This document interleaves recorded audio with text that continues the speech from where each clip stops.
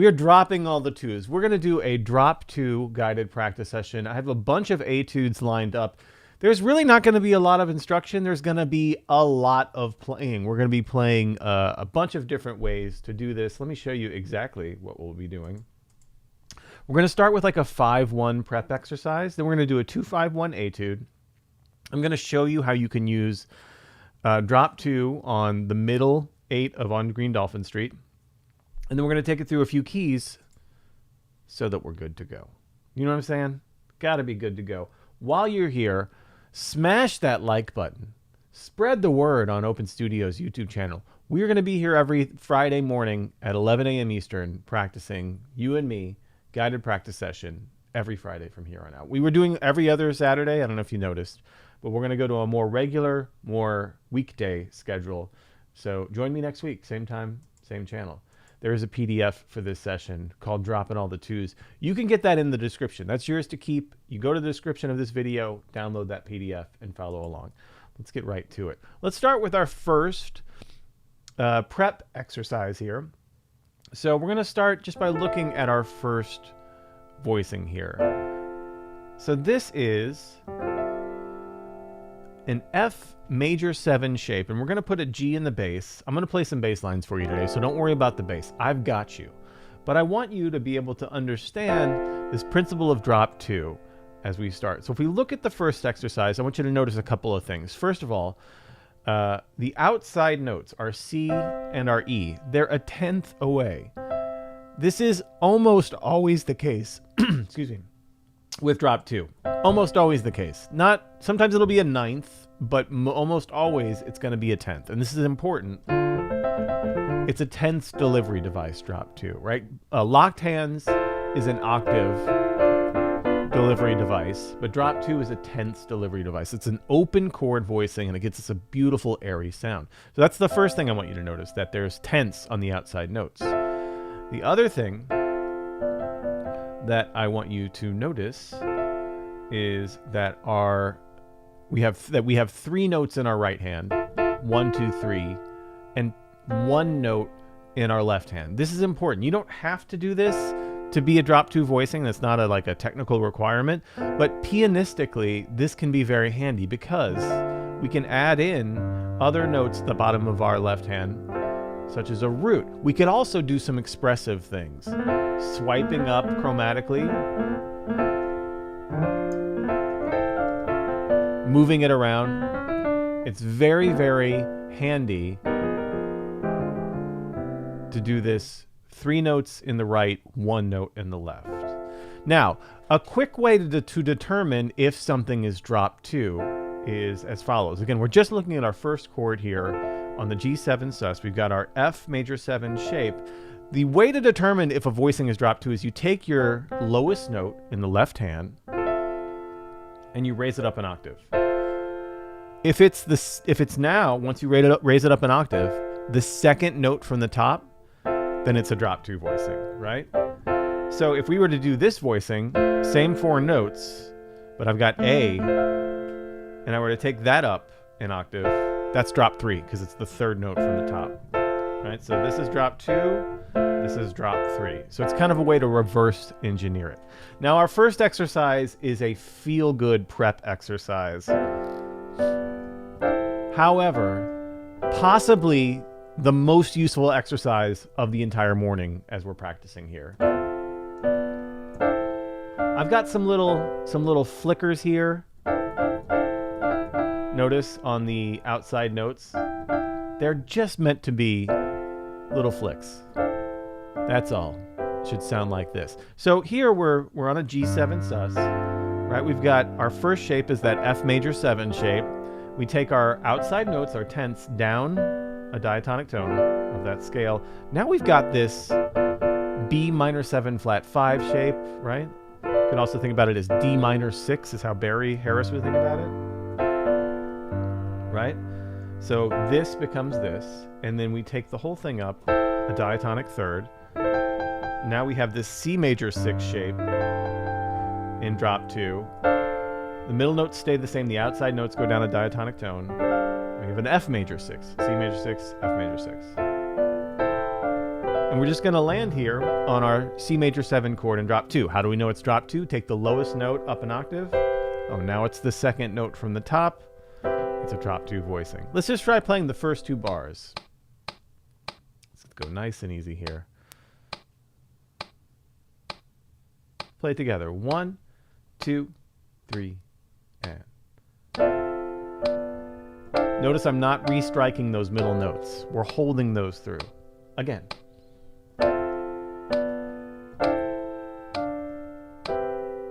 Bethany says, so the bass is mostly 7ths and 3rds. Well, that's not the bass, Bethany.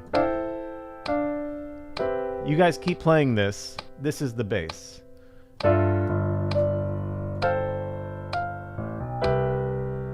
Right? We don't have the bass written out. We're just playing the voicing as if there's a bass player happening. Now, the cool thing about having 3 notes in the right hand and 1 note, just 1 note in the left hand, is we can add the bass to the voicing. So let's put a G on the bottom if you want. And do a double octave. Keep going, first 2 bars. Isn't that hip? You got it.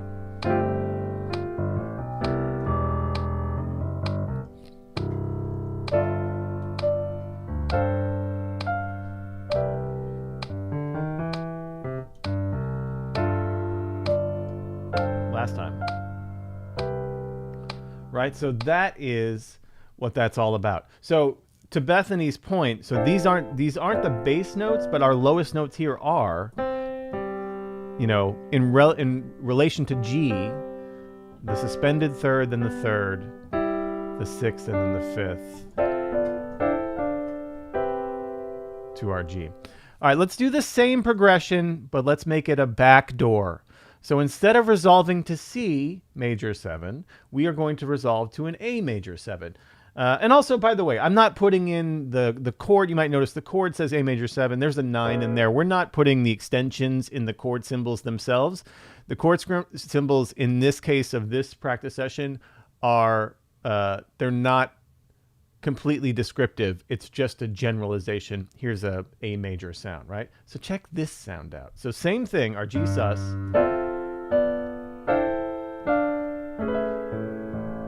But now we're resolving to A major. It's a beautiful sound.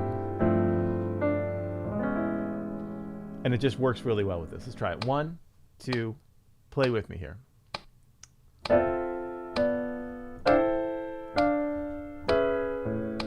Put a root on the bottom if you like.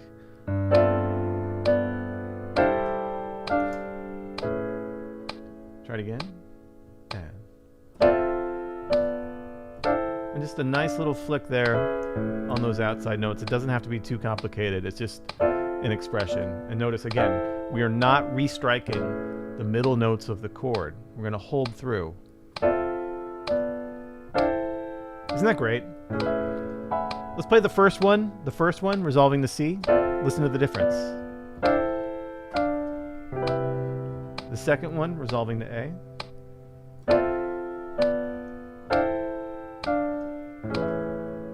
Amazing. Again, resolving to A. All right, that is our prep. We're going to be prepping here, all leading up to our work within on Green Dolphin Street. Okay, so here's where we're going to be good to go, right? Here is where we're going to be good to go. We're going to be good to go in that we are going to immediately transpose what we're doing up a minor 3rd. So we were in the key of C. We are now going to do the exact same thing in the key of E flat. So we're going to go up a minor 3rd, and then we're going to take that down an octave.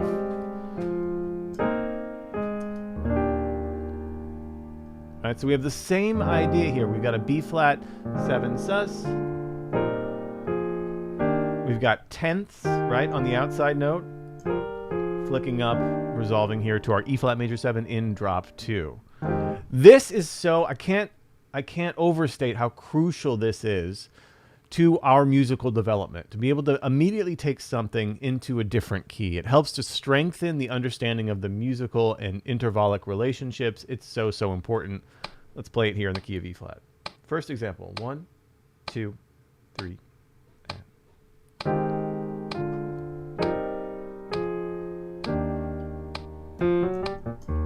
Try it again. Could put a B flat on the bottom. Again.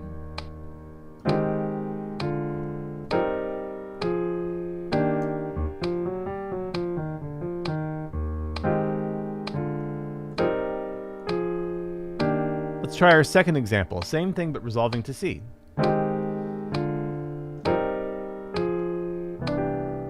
Gorgeous. Again.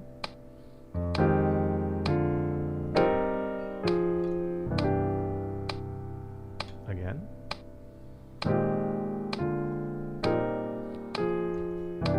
Again, it's great training to get these drop 2 things in our hands. Also, super practical, because these 5-1 cadences and backdoor 5-1s, which is the B flat to the C, they happen all the time.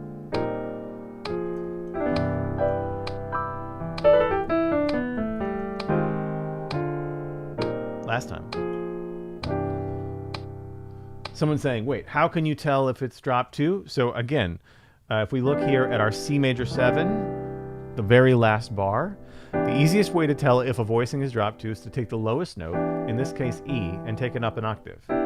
Is it the second note from the top? When you take it up an octave, then this is drop 2.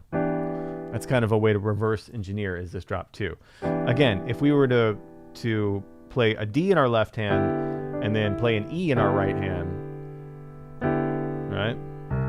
Also a C major 9 voicing. E, it's a G6 shape, and take that up an octave, that D, that's the third note from the top, that's drop 3. So that's how you tell the difference between those two. Cool, cool, cool. Okay.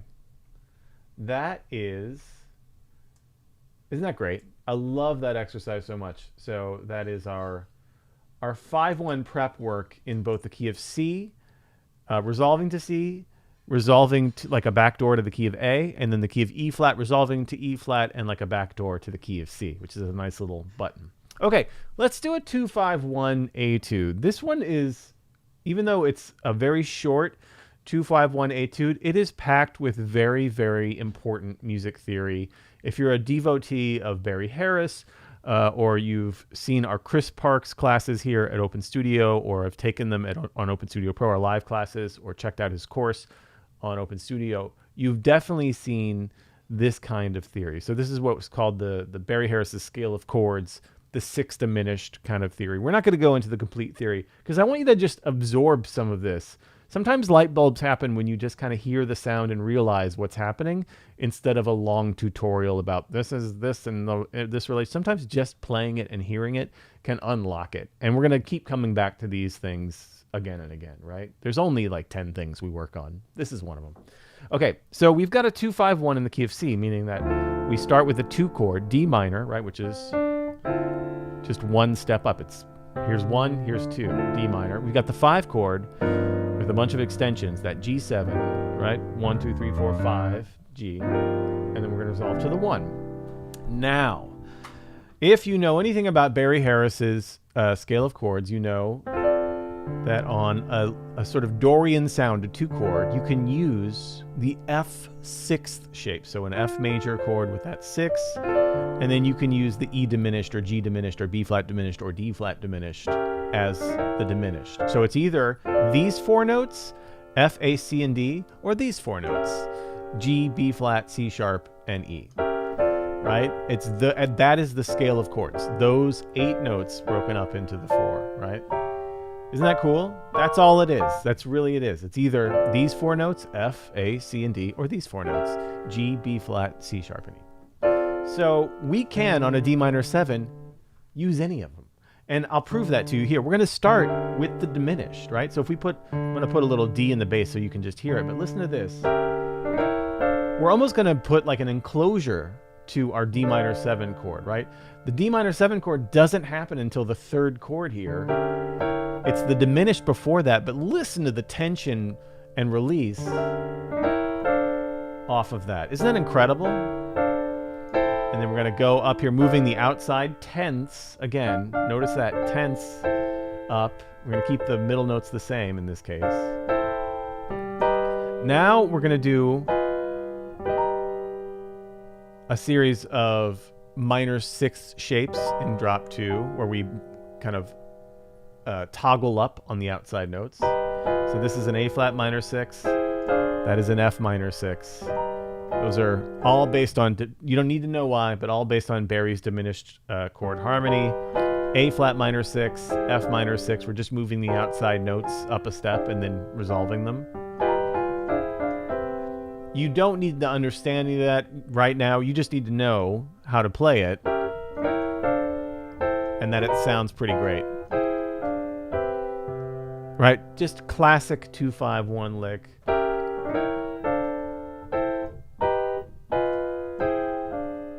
Beautiful tension and release amongst our A flat minor 6, our F minor 6, resolving to our C. Again, there's loads of complicated theory that we can get into behind all of that. We're gonna play it. Let's try it. 1, 2, 3, and.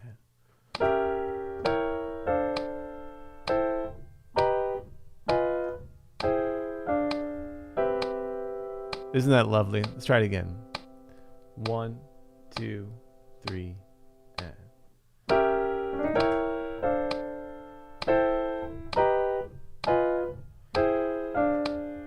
Again, just getting the sound in our hands. Let's do it again. 2, 3, and here's the diminished.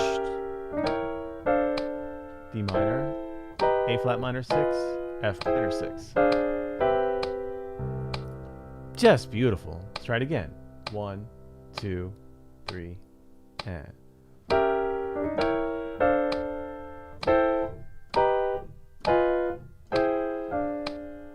Let's take the tempo up just slightly. We're not going to go too fast here ever, but just to give it a little bit more of a bounce. 1, 2, 3, and.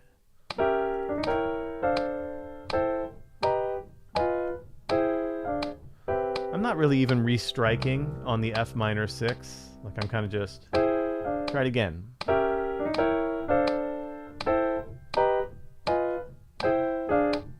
Like I'm not restriking those middle notes. Do it again. 1, 2, 3, and.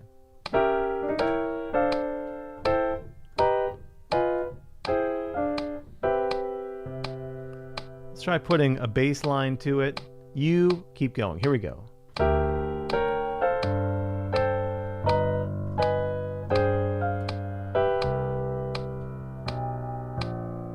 Again. The tension there is so cool.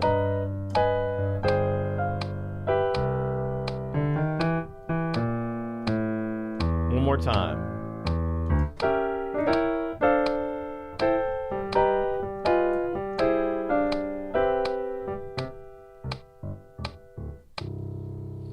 That is our 2-5-1 etude, and guess what? We're going to do it here in the key of E flat. But before we do that, just a reminder, if you're following along here, to download this PDF. It's yours to keep. It has every single etude, all the prep exercises. We're getting to On Green Dolphin Street by the very end of this. So make sure to get in the description and download that. And while you're just taking a brief pause for the cause, don't forget to like and subscribe. We go live here every Friday at 11 a.m. Eastern for the foreseeable future. Things change. We were every other Saturday. Now we're every Friday. They're so popular. We can't stop it. It's like a runaway freight train, these lives. We got to do them. All right. I need more coffee. Shout out to the Firestone Grand Prix. Speaking of St. Pete, Florida. I know we've got some Floridians in the house. All right. Same exercise, key of E flat. So our 2, F minor, our 5, that B flat 7 with that sharp 9 and that flat 13. We're going to use again in A flat 6 diminished. So we've got A flat 6, A flat C, E flat F, those 4 notes, and then B flat, D flat, E, and G, those 4 notes. It's so pretty this in this key.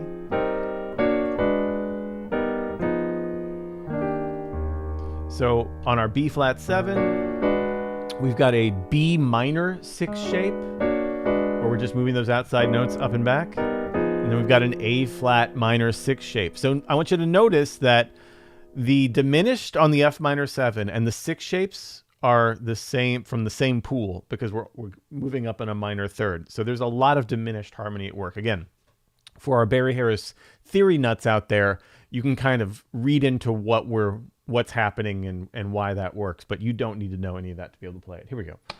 1, 2, 3, and...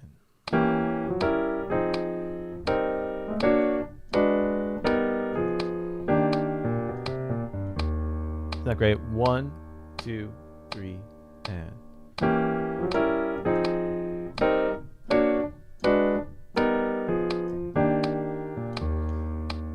Here we go. 1, 2, 3, and...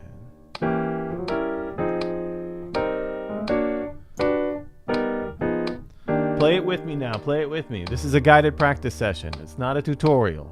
You're meant to activate.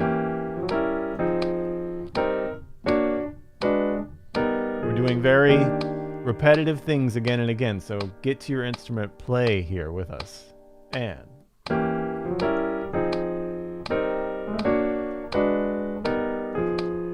Let's do this 2 more times. Here we go. 1, 2, 3, and I'm gonna put some bass notes. It's so crunchy.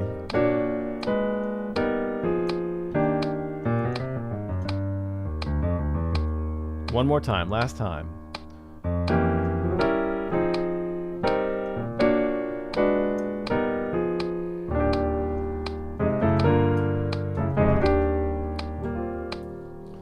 Gorgeous. Just gorgeous. Okay, this is all leading somewhere because I wanted to show you how you can use drop 2 in a very practical situation. So this is what you might consider like the first ending of On Green Dolphin Street. This is sort of like in the key of C, if you were to play it, it's like bars 9 through 12, right?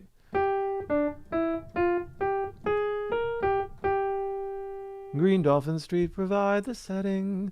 That part of the song, right? It's just the melody. We can harmonize that melody with some drop 2.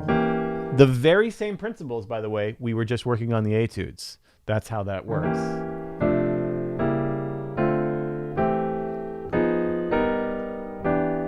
So let's look at what's going on. Here's the diminished, right? That E diminished shape that we just talked about. There's that F6 shape, E diminished shape, F6. We're going to move the outside notes on beat 2.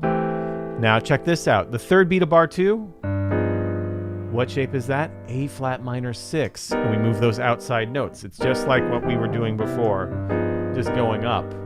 And then a C major 9 chord in drop 2. How do we know it's drop 2? We take that left hand, that bottom note. If we take it up an octave, is it the second note from the top? Yes, then it's drop 2. Let's try playing this one. We'll go a little slower. 1, 2, 3, and...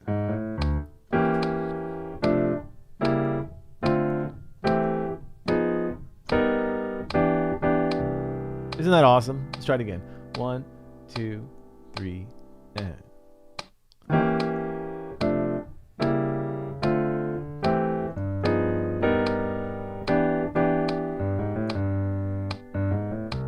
Two, 3, again.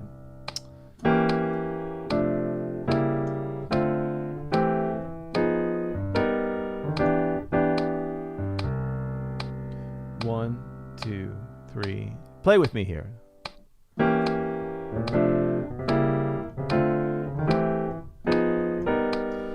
you might notice here that I'm doing a lot of articulation with my left hand.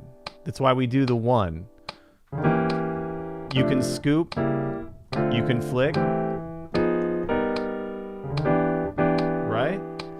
It makes it sound like a human singing. And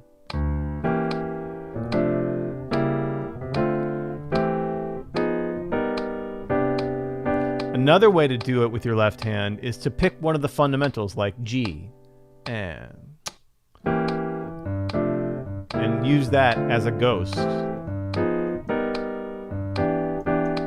Right? I'm just using it as a little ghost note. 2, 3, the little G behind or underneath. It doesn't have to be super in the chord. If it's like we're in the key of C, just use the fifth. 3 again. Last time.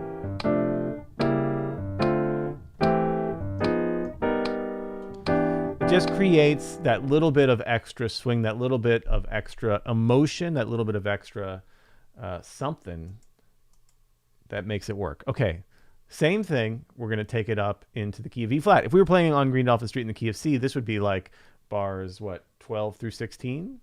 13 through 16? It's the same thing. I'm putting a little syncopation there on that bar, on the bar 2, so you might go with me there. Again, here's our E, G, B flat, C sharp diminished.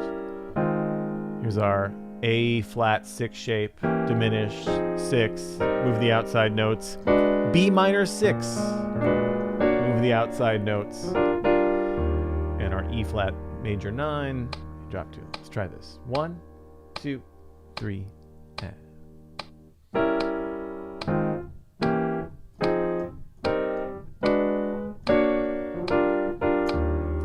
Gorgeous. It's just so beautiful. 2, 3, again.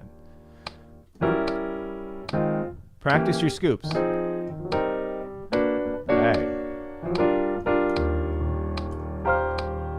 Again. 2, 3, and scoop it.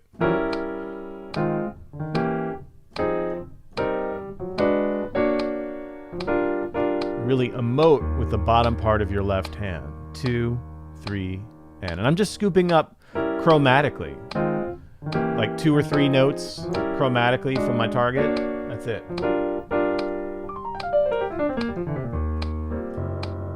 Woo. Again. That's coming up next.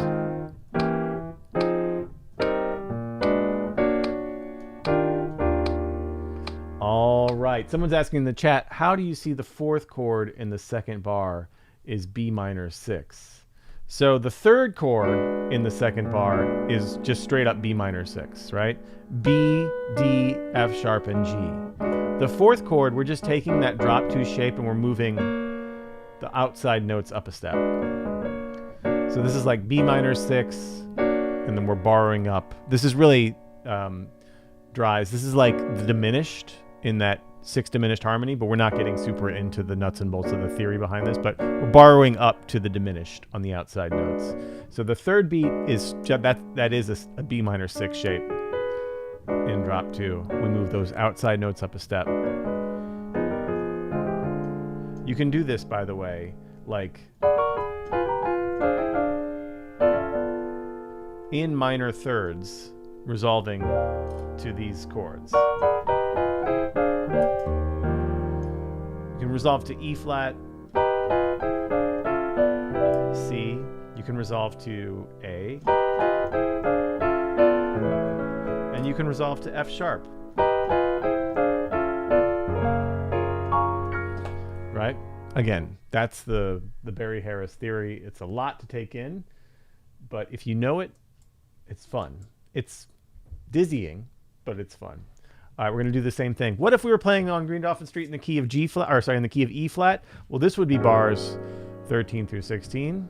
Key of G flat here. It's the same thing we've been doing. I predict a lot of people are going to hop off the video at this time, which is fine, but just know, being able to do this in the key of G flat, that's showing up. That is really showing up. So we got a C flat here to be aware of. Beat 3, bar 2. That's a C flat, right? So it's going to be hard to read. But see if you can just, instead of reading it, feel your way through it. Hear your way through it would be perfect. Let's try it. 1, 2, 3, and B flat diminished.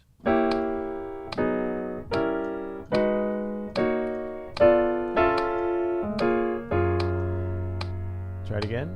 1, 2, 3, and we won't be here long. Don't worry.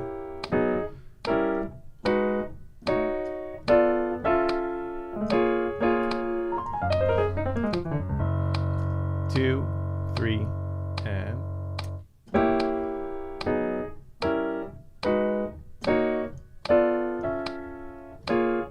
I can't even read it because G flat sucks to read, but I can feel my way through it. You know what I mean? Diminished, 6.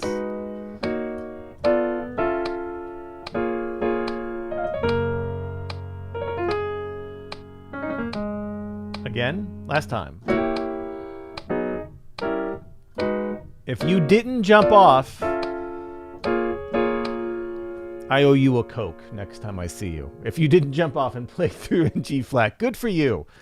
That's the good work. That's the work. It's like we think, oh, if I just knew the information of all the drop 2, but honestly, it's the work of having to like be like, oh, G flat, oh, I can't do it, and then figuring it out that makes you a better musician. Like you're a better musician now than you were 5 minutes ago if you just did that. Isn't that great? That's all I got. Do we have any questions on the live chat? This is what these sessions are for. Again, we're here every Friday at 11 a.m., so come see us every Friday at 11 a.m. This is one of a bunch of live sessions that we do at Open Studio. Most of them are on Open Studio Pro. In fact, we have 4, 5, 6 every day with not just me, but with people like Peter Martin, Jeremy Siskin, Chris Parks from the Things I Learned from Barry Harris channel, the great Bob DeBoo. We've got Josh Walsh, fellow music YouTuber, who is now teaching in Open Studio Pro. So come through. Cool. Any questions about Drop 2 or anything? Thank you, Math Puppy. Thank you, Aria Nova. It is awesome, right? Yeah. Shout out to Barry Harris for really, I mean, he didn't invent Drop 2 or he didn't really invent any of the concepts that he talks about. And he would talk about that. It's in the air of the era that he was playing in, but nobody's better at explaining it, breaking it down, organizing it into something logical and that is tangible. Love that stuff.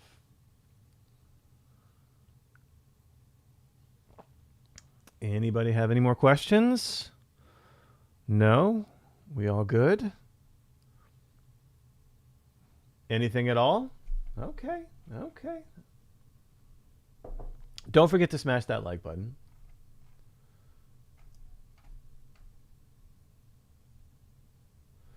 The Barry Harris theory stuff is on YouTube. Yeah. And actually you can, a great channel for that is Chris Parks' channel, Things I Learned from Barry Harris. Not just, I mean, the Barry videos are great, but they can be hard to wade through.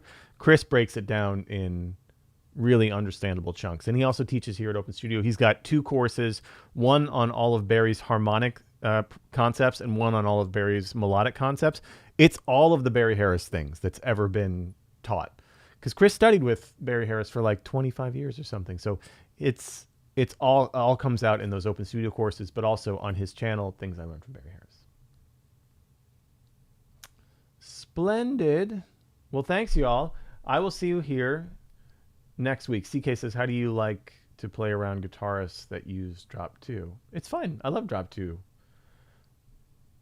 I don't do a ton of like jazz stuff with just like piano and guitar right now or for the last few years. I used to quite a bit. But it's just about listening like anything else. You just have to listen. You have to serve the music, you know. Samuel John Batiste says, I want to learn this for gospel playing. Is this for beginners? How can I improve? I think Drop 2 is a very easy concept. You can start, you know, like people like Peter Martin, Oscar Peterson. I don't think they, you know, would know what Drop 2 means. I know Peter doesn't really know the term Drop 2 or what it technically is, but he plays it all the time. Oscar Peterson plays Drop 2 all the time. You can start, Samuel, by just playing notes that are a tenth away and then putting a chord between them, right? That's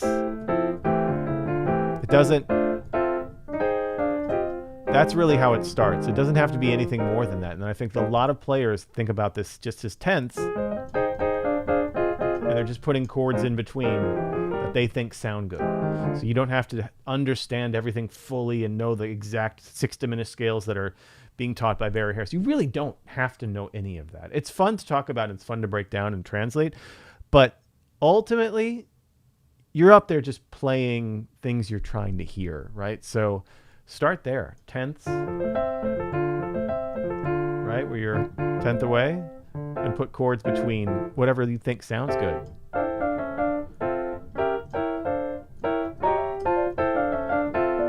Sounds great. Cool. Elliot says, you mentioned that there are like 10 things that we work on. Can you mention a few of those? I'm a bit overwhelmed. So Elliot, the overwhelmed feeling is completely natural. A lot of people who are learning, including myself, sometimes feel overwhelmed. There's so much to learn. I'll never learn it all. Why even try, kind of thing. But just understand that there's just a few basic things we're all working on to sound better. So I would say the hierarchy from, in my opinion, like of the core fundamentals, things that are most important. They're all super important, by the way, but the things that you can work on that you probably aren't working on enough. First is rhythm. Rhythm is king. Rhythm will forgive so many other mistakes. If you have a solid rhythmic foundation, like good time, good rhythmic feel, you understand a rhythmic vocabulary. Like, what kind of music do you love? What's the rhythmic vocabulary? Like, people talk about it, the groove, the pocket, the swing. It's all the same word or the same concept of like how something feels rhythmically. If you can whether you're a classical musician or a jazz musician or a polka musician or whatever, they all have their own rhythmic language. If you understand and master that first, everything else is forgivable. Honestly, you can play the wrong notes.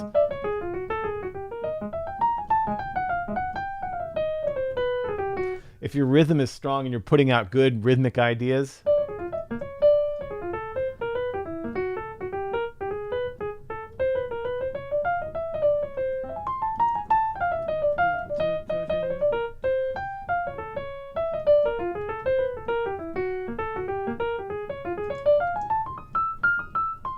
and your feel feels good, you know what I mean? Like there's nothing of what I just played. I wasn't thinking about any kind of pitches or chord changes. I'm just thinking about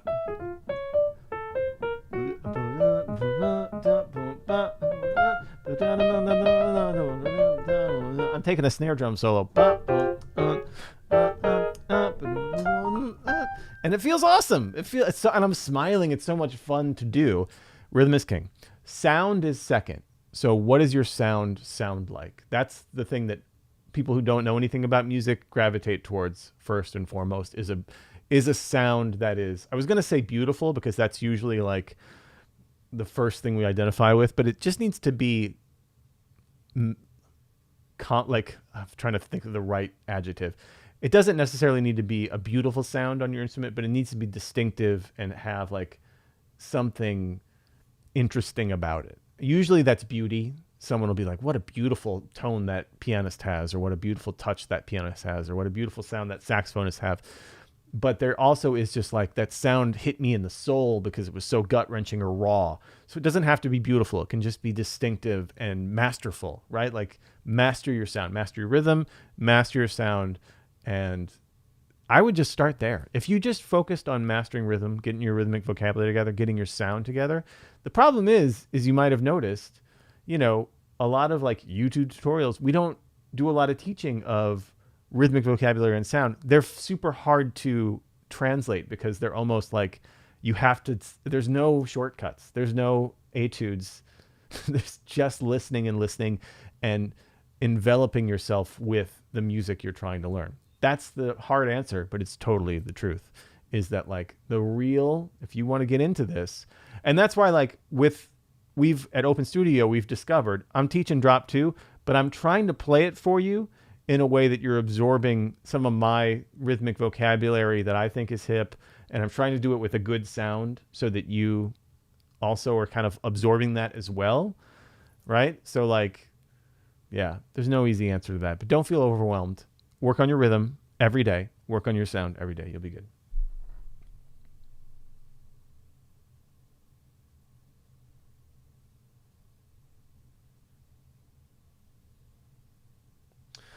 Duncan says, is it possible to send out PDFs a couple of days before the session? My cyber is not great. Duncan, probably not, because I usually write these things the same morning I do them, just full disclosure. You know what I mean? Like I come up with kind of an idea. Maybe if I just don't like it. Usually whenever I've written something a few days before a session, by the time I get to the session, it doesn't have any juice. Like I'm like, why did I do this etude? You know what I mean? Like there's something about writing it just a couple hours before I do it that makes it better. So probably not, unfortunately. Filet Sushi says, what pianist artist influence you're playing the most? For jazz piano, it was definitely Herbie. I would say Thelonious Monk and Brad Meldo. Like those three are the most influential. And McCoy Tyner. I got to put McCoy in there as well.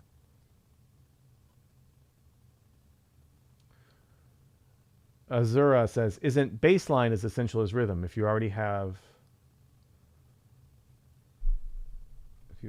a concept in mind, how much theory do you need to know to translate it properly? Well, if you're translating it to a big group of people, theory can be very, very helpful at Zoro, because you can talk about it, and you can replicate it, and you can play around with it. I'm not sure. I wouldn't put bass line as essential as rhythm, as far as like working on your bass lines is cool, but is it as essential as rhythm and sound? I don't think so. Not for a pianist. For a bassist, and it is, like I said, it is important. Everything is important, but I'm not sure if that's the most important thing for a pianist. I think rhythm and sound is the most important.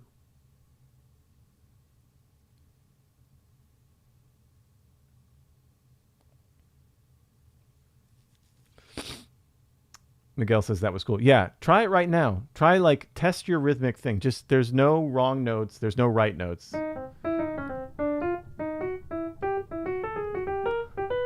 To see how interesting you can be.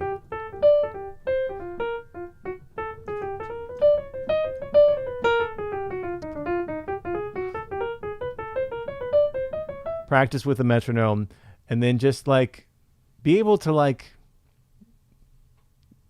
to be able to embody from your guts interesting rhythms. This is it's a dance. It is not something that's the thing, is Aaron Parks has this great concept about how harmony is from the intellect, right? So drop two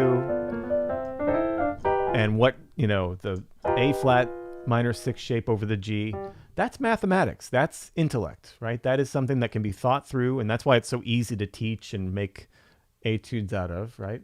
Melody is from the heart, right? Melody is something that is from your voice, and it's really something that pulls at your heart. It's from your heart, your emotion. We think about big groups of, I always think about, whenever I think about melody, I don't know if anybody here, I know we have Italians on this, but if you've ever played in Italy and you play a song that the audience in Italy knows, they all start singing it and they sound beautiful. And that's what connects to the emotional core of humans. Rhythm is of the body. Rhythm is a dance. Rhythm needs to be felt. Every time I've ever played a gig, I played in a really incredible funk band when I was in high school that played mostly covers of Parliament songs, and we played in incredible clubs, and watching people dance to that music made me understand the music, just connect to the music in a deeper way. I've played in tango groups and watching Argentine tango groups. I'm watching people dance tango as we're playing tango. You understand the rhythm and the music so much deeper. It's a physical movement through space. So Johnny Leeson says, what's your favorite Monk album? Brilliant Corners. Kind of a weird one, but I love it.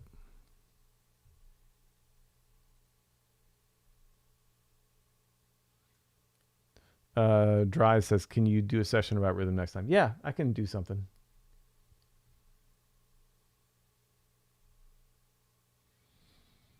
Nice, Samuel. Well, you're going to hear a lot of great music, that's for sure.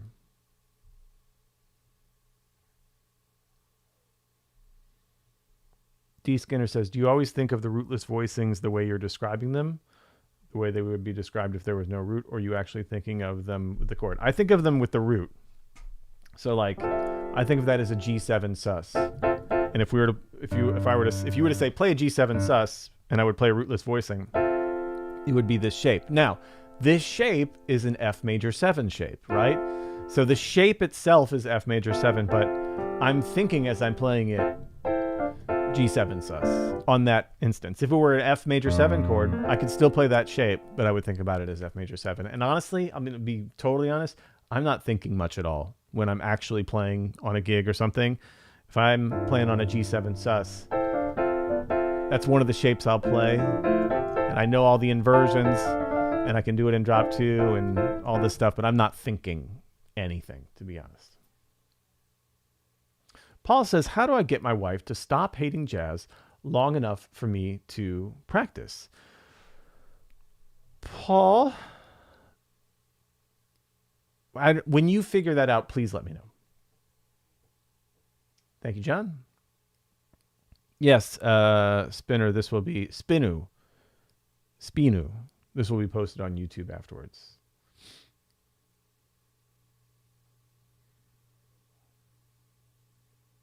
John says, what's your working strategy for improvised solo drop 2 and block chords?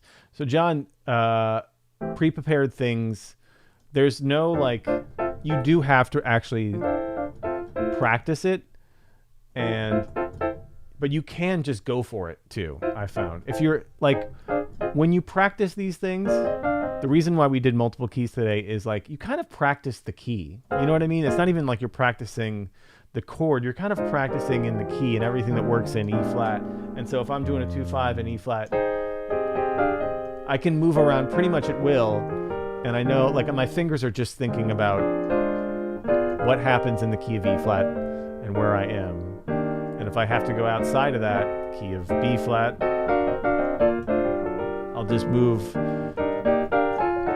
Now I do practice, like, I have spent time with these guys, those sort of like descending 6 shapes that we worked on in the second etude.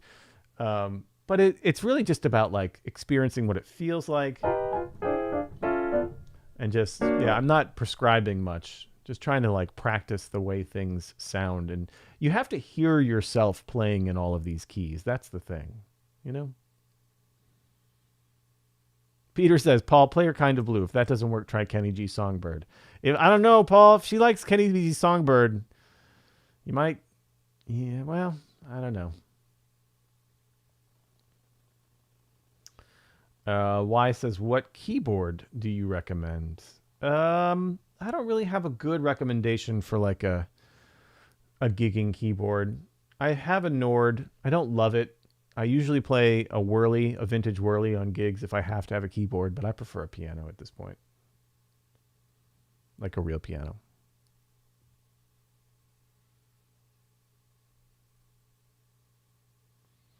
Yeah, John, so that's what I was saying before is like, I think a lot of the best players thought about like the locked hand sound, the George Shearing sound as octaves that they're putting chords just in the middle of. Oscar Peterson would do this too, Hank Jones, and drop 2 is tenths that you're putting a chord in between. And that's it. I think if you think about it like that, you can't go wrong.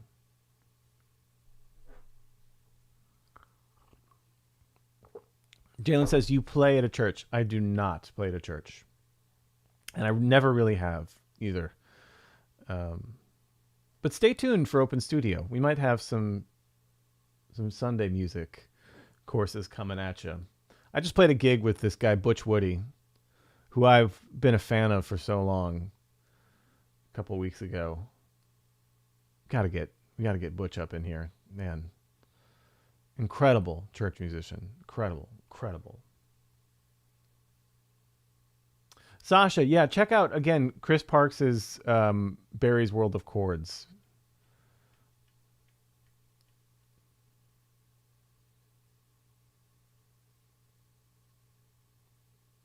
Cool. Great session, everybody. Great session. Awesome stuff. I will see you next week. I'll be here at 11 a.m. next Friday. And every Friday after that. Maybe we'll work on some rhythm next week. Sounds like something we could get into. Richard said, when do you drop the 2? Whenever you want that 10th sound. So if you want a big open sound, it's drop 2 all the way. If you want a big clustery sound, it's that octave locked hand sound, Richard. There's no prescribed right or wrong time to do it. It's whatever you prefer. Do you want this big open sound? Drop 2 is it. Thank you, John. Thank you all for the great questions. Awesome discussions, by the way. Loving these discussions. And again, if you want to get on this every day, check out Open Studio Pro, where we do this every day, multiple times a day. Actually, at noon here coming up, or in just 1 hour, we have Feedback Friday where students are going to play for me, and we're going to get some coaching going and talk about some strategies for practice and how they can work on their tunes directly. So it's super cool. Check it out. All right. That's it for me. Later, y'all. See ya.